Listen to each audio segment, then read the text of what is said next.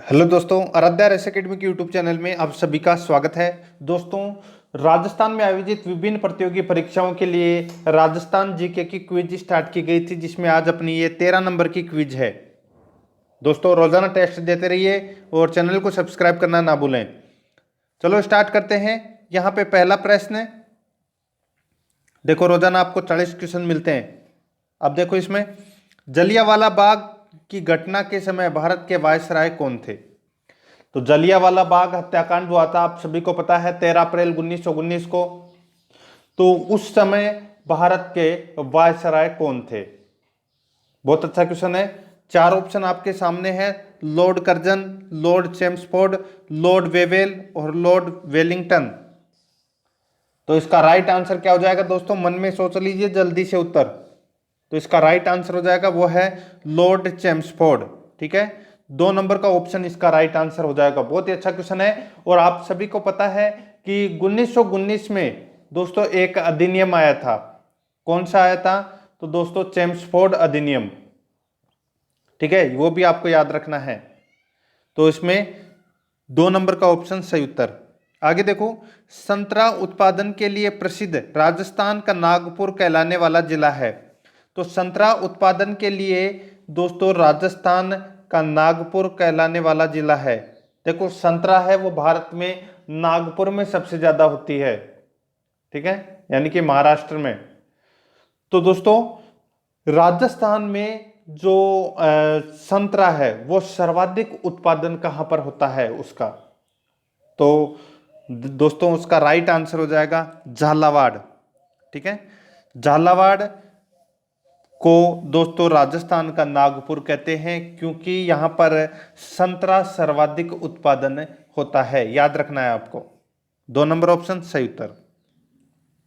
आगे देखो, राजस्थान में पाई जाने वाली भेड़ों की प्रमुख नस्लें हैं। तो दोस्तों, भेड़ों की जो प्रमुख नस्लें हैं वो कौन सी हैं? चार ऑप्शन आपके सामने हैं: मगरा, मारवाड़ी, मालपुरी, चोकला। ठीक है, तो इस प्रश्न का राइट आंसर हो जाएगा, ये सभी हैं, ये भेड़ों की प्रमुख नस्लें हैं। ठीक है, 4 नंबर का ऑप्शन इसका राइट आंसर हो जाएगा। आगे देखिए, सिलिका रेत का सर्वाधिक उत्पादन राज्य में कहां पर होता है? सिलिका रेत। ठीक है, तो इस रेत का जो सर्वाधिक उत्पादन है वो कहां पर होता है? तो बिदोरिया खीमज, बिदोरिया खीमज बूंदी के अंदर इस रेत का सर्वाधिक उत्पादन होता है। 1 नंबर ऑप्शन इसका बिल्कुल सही उत्तर है। आगे देखो, ब्लॉक पेंटिंग्स के लिए प्रसिद्ध नहीं है। तो दोस्तों, ब्लॉक पेंटिंग्स के लिए कौन सा एक स्थान है वो प्रसिद्ध नहीं है? चार ऑप्शन आपके सामने है: पाली, बाड़मेर, बगरू, मेड़ता। बगरू है ये जयपुर में पड़ता है। ठीक है, तो अब बताओ आपको यहाँ पे क्या हो जाएगा इस प्रश्न का सही उत्तर। अब ये देखो, ब्लॉक पेंटिंग्स होते क्या है। जैसे कि पहले क्या होता था कि जैसे कोई कपड़ा था और कपड़े के ऊपर चित्र बनाने के लिए एक जैसे लकड़ी का कुछ बना दिया या कागज का कुछ बना दिया। ठीक है, एक मोहर टाइप में, जिसको अपन आज की भाषा में मोहर बोलते हैं। ठीक है, जैसे मोहर पे तो आजकल नाम वाम लिखा गया, पहले क्या उसके ऊपर डिजाइन वगैरह होती थी, आज भी काफी सारे मिल जाएंगे आपको। उसको मोहर को जैसे ही अपन कपड़े के ऊपर रखते हैं तो वहां पे एक चित्र बन जाता है। ठीक है, तो वो होती है ब्लॉक पेंटिंग्स।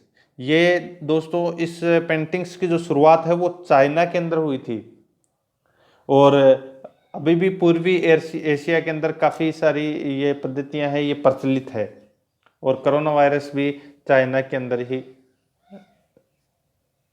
उत्पादन इसका, यानी कि पैदा वहीं से हुआ है कोरोना वायरस। ठीक है, यानी कि अधिकतर जो चीज़ें हैं वो चाइना से ही आती है, भारत से बहुत कम चीज़ जाती है बाहर। तो भारत को भी कुछ सीखना चाहिए चाइना से, कुछ अच्छी अच्छी चीज़ बनाकर भेजे वो भी। 46 नंबर प्रश्न है, इसमें देखो, निम्न में से कौन चिश्ती सिलसिले से संबंध नहीं है? यानी कि दोस्तों, इनमें से किसका संबंध है वो चिश्ती सिलसिले से संबंध नहीं रखता?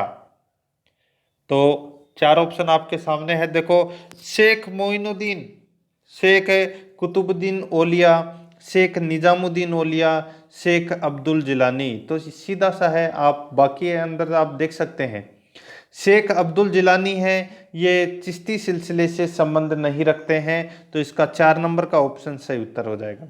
आगे देखो, 4 हाथों वाले देवता के रूप में प्रसिद्ध है, तो कौन प्रसिद्ध है 4 हाथों वाले देवता के नाम से?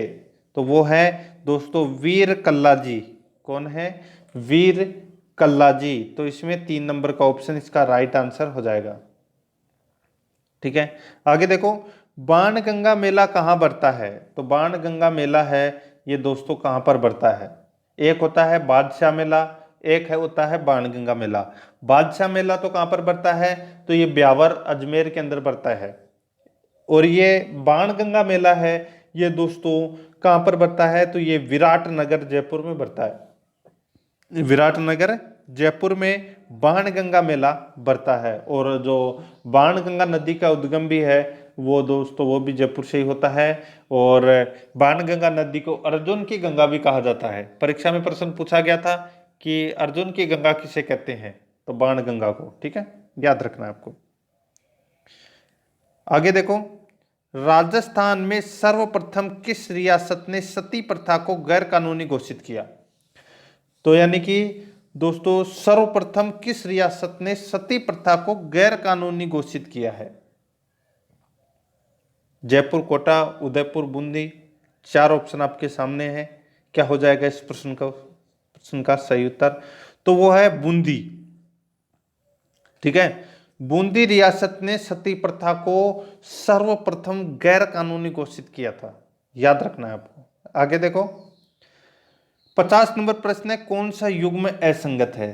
तो कौन सा युग्म असंगत है? तो यहाँ पे देखना है कि जो हर्षनाथ मंदिर है वो कहाँ पर है? सीकर में, सबको पता है। ठीक है, जो जैन माता के मंदिर के पीछे जो हर्ष की पहाड़ी है वहाँ पर हर्षनाथ जी का मंदिर है। एक हर्षनाथ जी का मंदिर एक और है, वो अलवर में है। ठीक है, वो भी आपको याद रखना है। हर्षत माता का मंदिर आबानेरी दौसा के अंदर, बिल्कुल सही है। विभीषण का मंदिर दोस्तों कैथून कोटा में, और आर्थुना मंदिर ये बांसवाड़ा में है। यहाँ पे बाड़मेर दिया गया है जो कि गलत हो जाएगा। ठीक है, ब्रह्मा जी का मंदिर है आसोतरा बाड़मेर में, तो ये आर्थुना मंदिर है ये गलत दे रखा है यहाँ पे बाड़मेर के अंदर, ये बांसवाड़ा में आता है। तो इसमें 4 नंबर का ऑप्शन सही उत्तर हो जाएगा, क्योंकि यहाँ पे अपने को पूछा क्या था? असंगत का पूछा था। आगे देखिए 51 नंबर प्रश्न, भारतीय उद्योग परिसंघ CII के अध्यक्ष बने हैं। तो दोस्तों इसके अध्यक्ष कौन बने हैं? अभी हाल ही में नए अध्यक्ष बने हैं भारतीय उद्योग परिसंघ के। तो इसका राइट आंसर हो जाएगा वो है दोस्तों विक्रम किर्लोस्कर।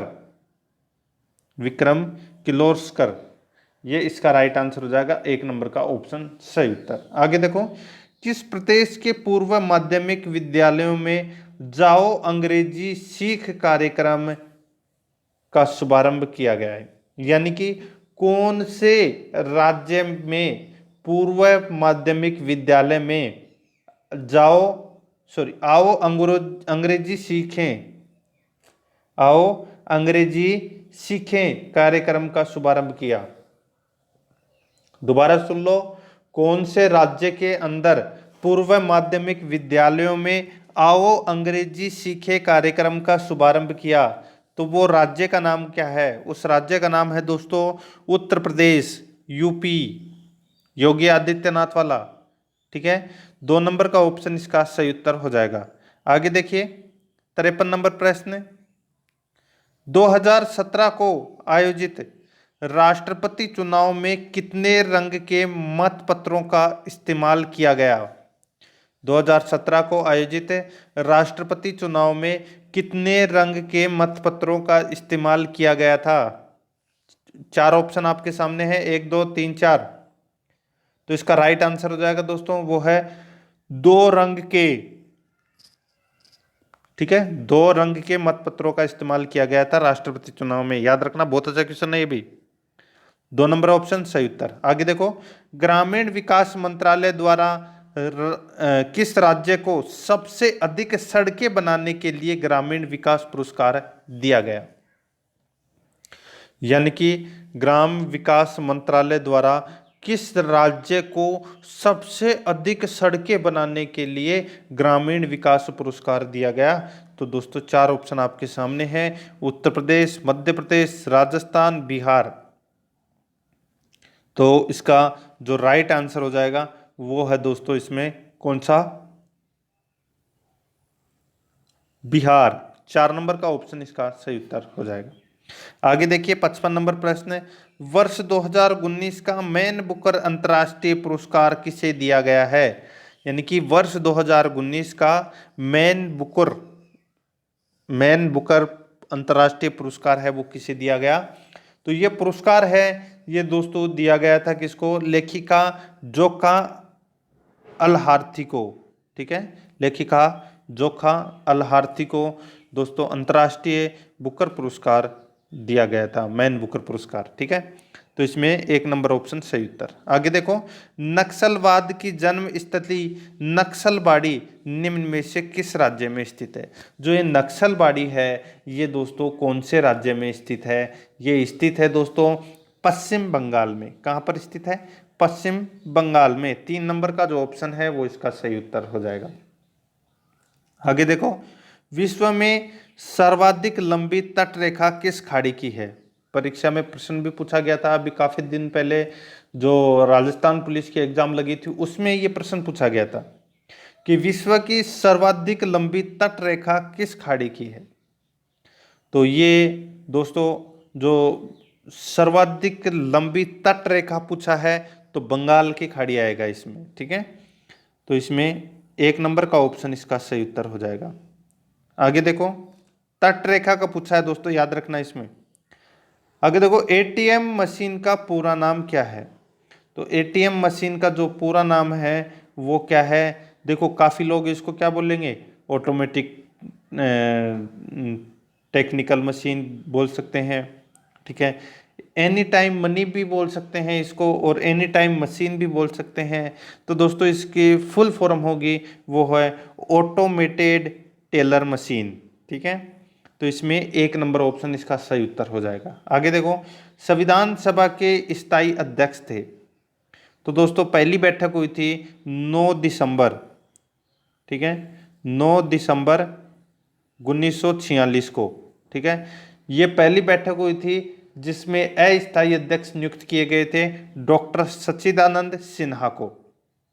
ठीक है, दूसरी बैठक हुई 2 दिन बाद 11 दिसंबर 1946 को। इसमें स्थायी अध्यक्ष चुन लिया गया, और किसे चुना? तो वो चुना दोस्तों डॉक्टर राजेंद्र प्रसाद को स्थायी अध्यक्ष चुन लिया गया। ठीक है, तो इसमें 3 नंबर का जो ऑप्शन है वो इसका राइट आंसर हो जाएगा। डॉक्टर राजेंद्र प्रसाद, दूसरी संविधान की बैठक हुई थी, ठीक है, उसमें चुना गया था अध्यक्ष। 3 नंबर ऑप्शन सही उत्तर। आगे देखिए, ग्रेट डिवाइडिंग रेंज का मुख्य पर्वत है? ग्रेट डिवाइडिंग रेंज का जो ग्रेट डिवाइडिंग रेंज कहाँ का मुख्य पर्वत है? कहाँ का मुख्य पर्वत है ये है दोस्तों ऑस्ट्रेलिया का। ठीक है, कहाँ का मुख्य पर्वत है? ऑस्ट्रेलिया का। आगे देखो, सौरमंडल का सबसे छोटा ग्रह है, सौरमंडल का सबसे छोटा ग्रह कौन सा है? तो ये है दोस्तों बुध। बुध ग्रह है ये सौरमंडल का सबसे छोटा ग्रह है। नेक्स्ट है, क्षेत्रफल की दृष्टि से भारत का विश्व में स्थान है, तो विश्व में कौन सा स्थान है? क्षेत्रफल की दृष्टि से भारत का विश्व में दोस्तों 7वां स्थान है। कौन सा स्थान है? 7वां स्थान है। 3 नंबर का ऑप्शन सही उत्तर हो जाएगा। आगे देखिए, कर्क रेखा भारत में कितने राज्यों से गुजरती है? तो दोस्तों कर्क रेखा है ये भारत के 8 राज्यों से होकर गुजरती है। ठीक है, याद रखना है आपको।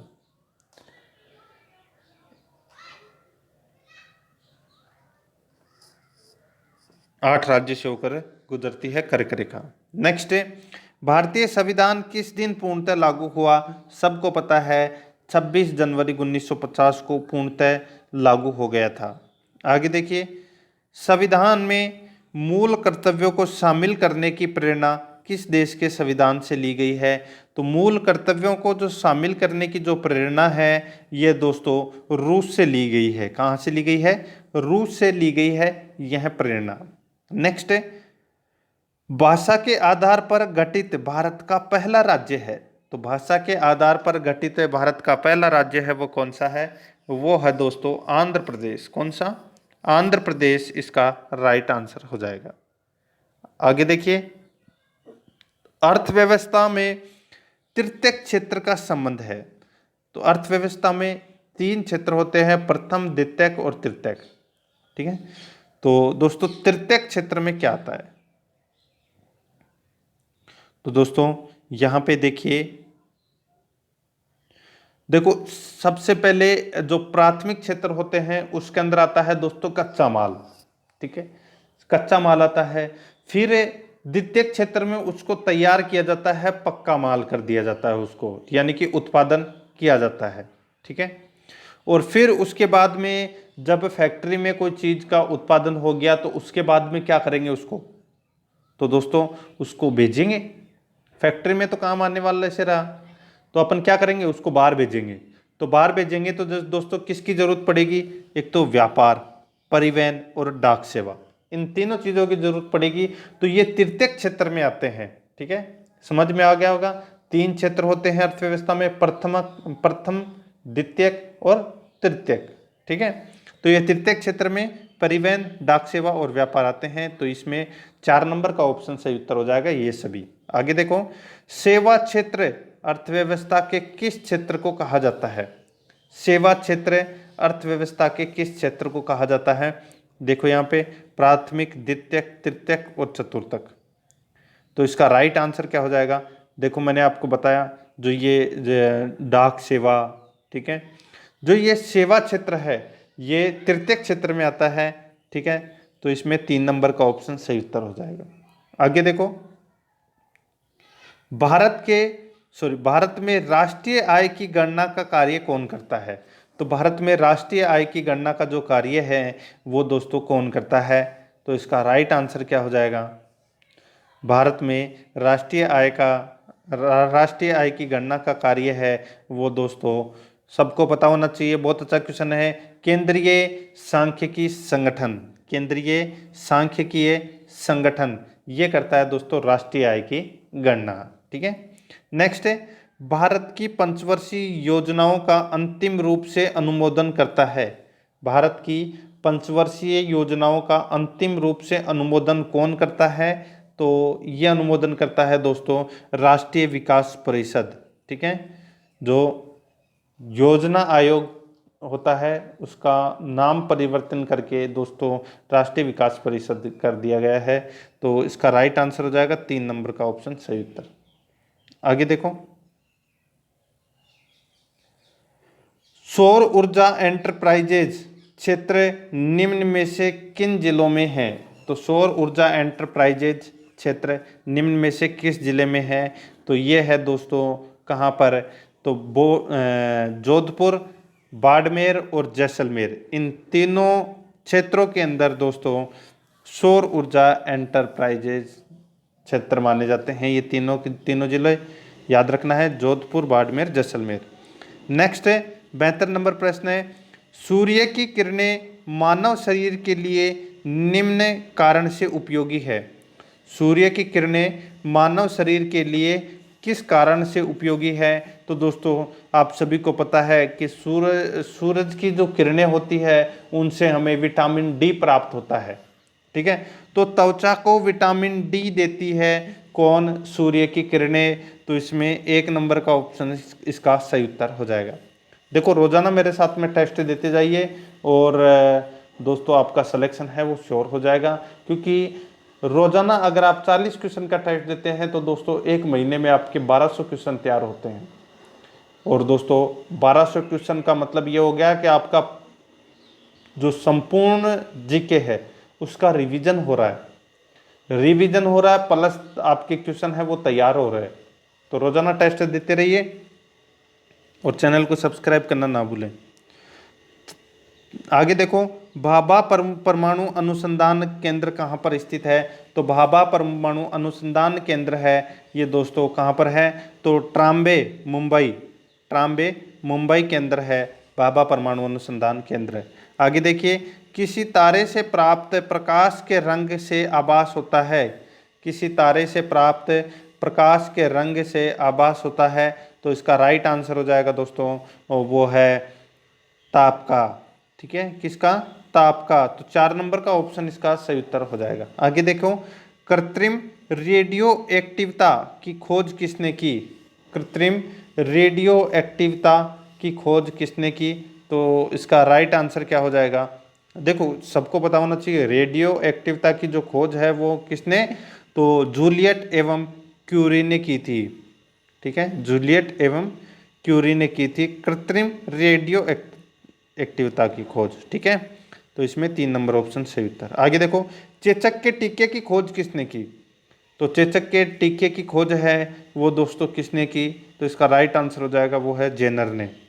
ठीक है, एडवर्ड जेनर ने। तो इसमें 1 नंबर का ऑप्शन सही उत्तर हो जाएगा।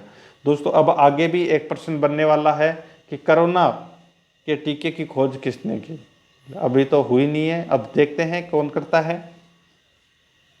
आगे देखिए, निम्न में से कौन सा सर्वोत्तम ऊष्मा चालक है? तो दोस्तों निम्न में से कौन सा सर्वोत्तम ऊष्मा चालक है? तो इसका राइट आंसर हो जाएगा, वो है दोस्तों चांदी। 3 नंबर का ऑप्शन इसका सही उत्तर। आगे देखो, मैग्नीशियम का वायु में जलना है। मैग्नीशियम का वायु में जलना है, वो क्या कहलाता है? ये कहलाता है दोस्तों ऑक्सीकरण। क्या कहलाता है? ऑक्सीकरण। नेक्स्ट है, कौन सा पौधा परजीवी या मृतजीवी है? कौन सा पौधा परजीवी या मृतजीवी है? तो इसका राइट आंसर हो जाएगा, वो है मशरूम। ठीक है, मशरूम है ये परजीवी या मृतजीवी पौधा है। तो इसमें 2 नंबर ऑप्शन सही उत्तर। आगे देखो, पानी में बर्फ का कितना भाग पानी की सतह से बाहर यानी कि ऊपर रहता है? जैसे कि अपन पानी की कोई बाल्टी है, उस बाल्टी के अंदर अगर अपन बर्फ डालते हैं तो बर्फ तैरने लग जाती है। तो उस बर्फ का कौन सा हिस्सा यानी कि कितना प्रतिशत है हिस्सा है वो पानी से बाहर रहता है? आपने देखा होगा कि पानी के ऊपर है वो बर्फ तैरने लग जाती है, लेकिन उसका जो कुछ हिस्सा ही है वो पानी के ऊपर आपको दिखाई देगा, बाकी पानी के अंदर डूबा हुआ रहता है। तो वो हिस्सा कितना है? वो है दोस्तों 1/8। 1/8 मतलब 12.5%। ठीक है, ये हिस्सा है ये आपको ऊपर दिखाई देगा, और बाकी का दोस्तों आपको वहाँ पे 87.5 ये आपको पानी के अंदर दिखाई देगा। ठीक है, तो 1/8 अपन इसको बोल सकते हैं सिंपल भाषा में। 1 नंबर का ऑप्शन इसका सही उत्तर हो जाएगा। दोस्तों 40 क्वेश्चन देखने से आपको काफ़ी सारे क्वेश्चन हैं वो समझ में आ गए होंगे, और आपका रिवीजन भी हो गया होगा।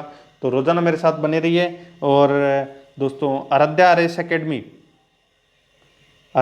आरएएस एकेडमी के यूट्यूब चैनल को सब्सक्राइब जरूर कर लें, बेल आइकन को दबाएं, वीडियो को लाइक और शेयर भी जरूर करें। अगर आपने अगर वीडियो नहीं देखे हैं तो आप प्लेलिस्ट में जाइए, वहाँ पे आपको फोल्डर मिल जाएगा राजस्थान जीके क्विज, इस नाम से फोल्डर मिल जाएगा।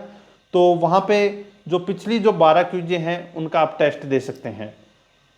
रोजाना मेरे साथ में चलोगे तो आपका फायदा होगा। मिलते हैं दोस्तों नेक्स्ट वीडियो में। जय हिंद, जय भारत।